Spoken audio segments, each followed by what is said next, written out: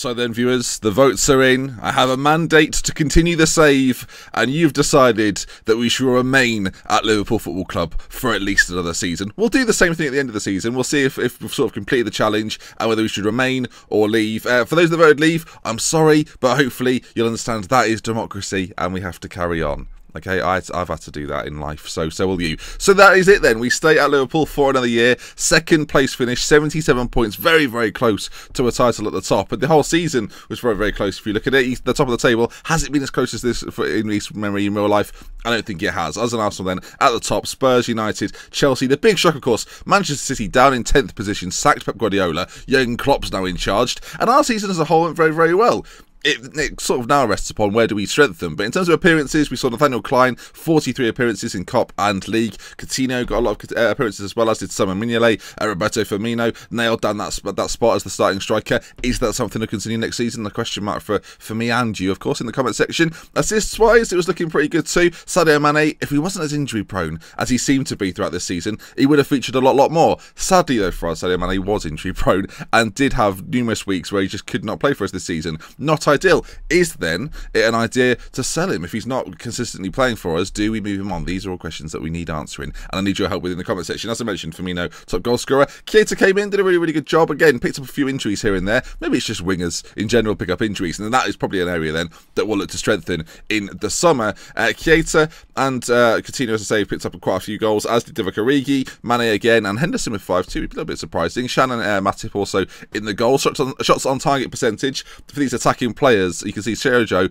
didn't play a great deal, but when he did, he was getting shots on target, which I quite like. 2 goals, 2 assists for him in not many appearances. Maybe on the left-hand side, there isn't too much required in terms of bringing someone in. He just gets more game time. And as I say, Sadio Mane again, shots on target, very, very good. Goals per 90 minutes then. Danny Ings at the top of the list. Only played 2 starts for us, 3 goals, quite a lot of substitute appearances. And they're not too far behind. Roberto Firmino, 21 and 37 starts, I think is pretty good, especially when you throw in his 5 assists as well. Really, really pleased with that.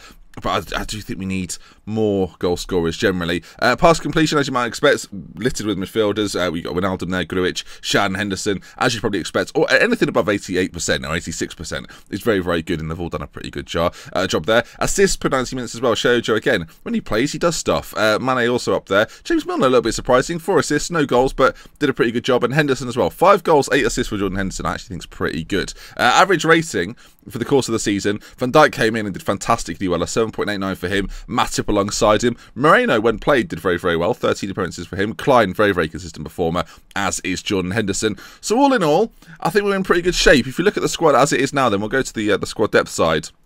Or screen, sorry, not side. Look at the current ability. You can see that across the squad, we're pretty good all over. The fullback position continues to be a bit of an issue. Whether we bring someone else in, we've got Said Kolasinac there and Alberto Moreno.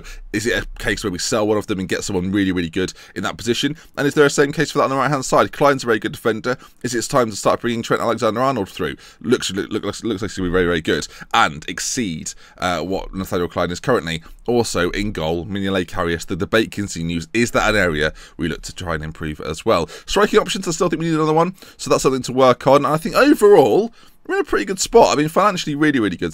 I keep saying really, really good. I'm so sorry. I can't help it. But it is really, really good. 62 million in the bank so far. 73 million to spend as well. Of course, this is not long after we've actually finished the season. I was waiting for your votes to see if we would continue or not, so I could give myself an entire pre-season. Now, of course, this is the complete Liverpool playthrough.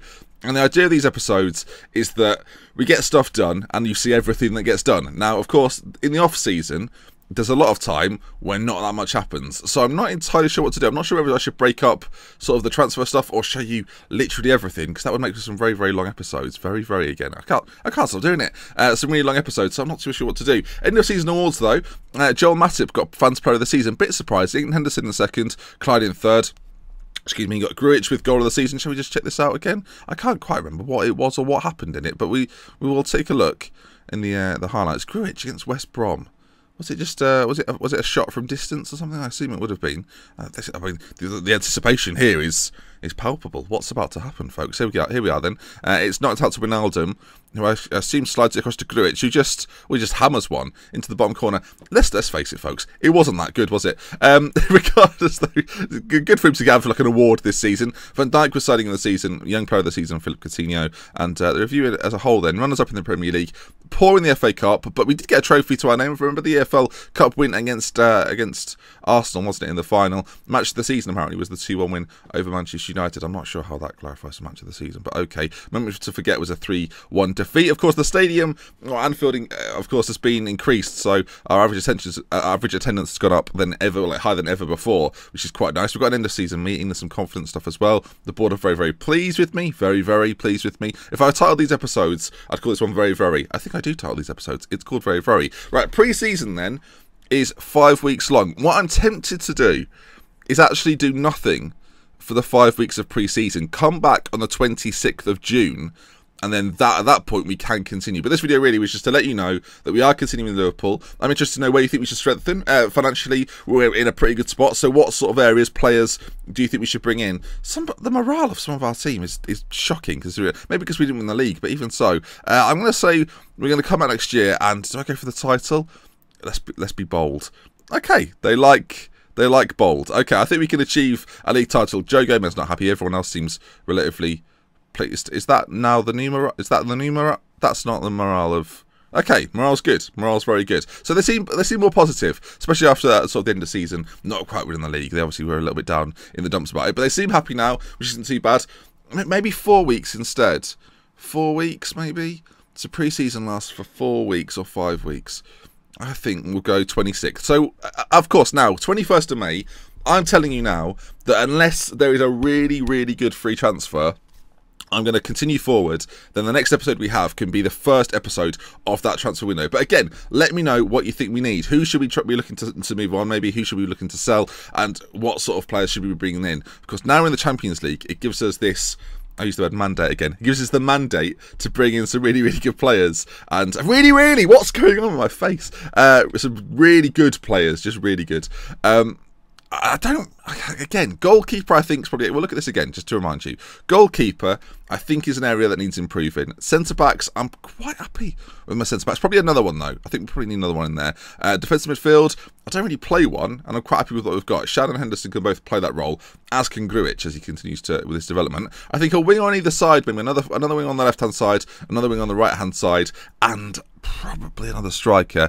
I don't think Peter Crouch is necessarily going to stick around for another season, but Origi will definitely keep. Danny Ings, it depends if you get a bid for Danny Ings. If a bid for, say, like 15-20 million comes in for Ings, we'll probably let him go. But apart from that, we'll probably keep him. And central midfield, of course, we've got Henderson, we've got Wijnaldum, we've got Milner, we've got Emre Can. Do we go for a superstar in there as well? Let me know. Thoughts, names, what do you think we should get in? These are the players that are currently interested in me, I think. Are these really the players? Oh my goodness gracious. Okay, so you can immediately see from this list that there is a bevy of names of some very top quality individuals. Holy smokes, this gives me options. Okay, this is going to be exciting. Daniel Sturridge, of course. No, I'm joking. But that's a really... Very rarely do I play Football Manager, and this is the sort of list I am presented with. Okay, well, maybe pause the video, take a look through. There's some players on that list that I think, holy smokes, they would revolutionise our team. Players like Kevin De Bruyne, of course, at Manchester City, hasn't had the most favourable of years. Or Pjanic. Okay, right, well, I'll steady myself, and as I say, let me know, comment section, who should we be getting in? This series, I'm listening to a lot of the instructions you give me. I think we did that throughout the season with tactics. I listened to when we should change the formation and the roles in which we should play that.